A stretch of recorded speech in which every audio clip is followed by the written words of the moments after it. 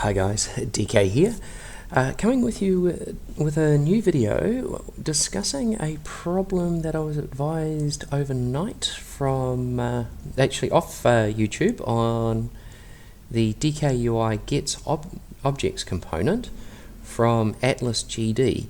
And what Atlas was advising that he's got different get object components on different accordion menus that are all triggering at the same time.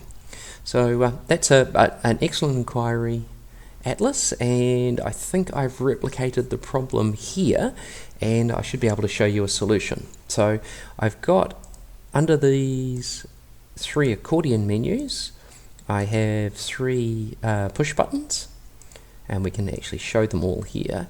Now if I just click on any one of these, say the Get Rhino object, it'll actually ask me to select object 1 and select object 2 and select object 3, which you would think is the wrong behavior. We should only be selecting a single object per each one of these button presses.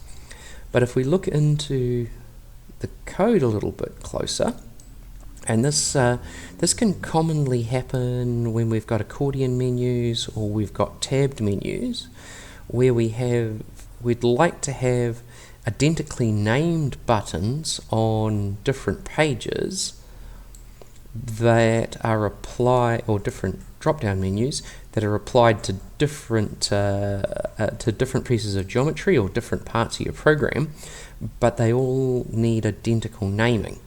So in this case, each of our buttons is called Get Rhino object, and it has this identifier of DK underscore NS underscore get plus Rhino plus object.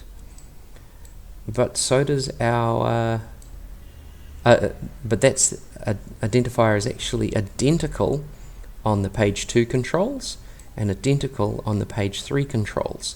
So when any of these three buttons is pressed, all three of these button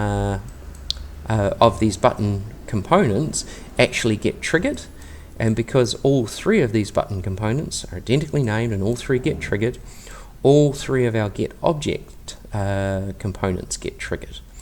So the way around this is actually this page ID input. So, or another way to describe page ID is actually anonymous identifier. This allows us to actually put an anonymous identification on our receive panel here, but still keep identical printed or at least user-facing names. So in this case, for the Get Rhino objects on page 1, I'm going to pull my page 1 controls. I could just as easily put a panel here and go Rhino object 1 or any other unique identifier. So I could put that here. Well, right now we now have a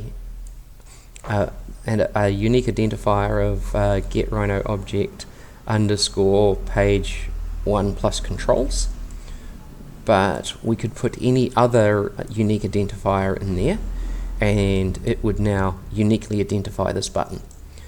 But page ID sort of works because then you can keep whatever you've named your accordion menu becomes referenced to that particular button.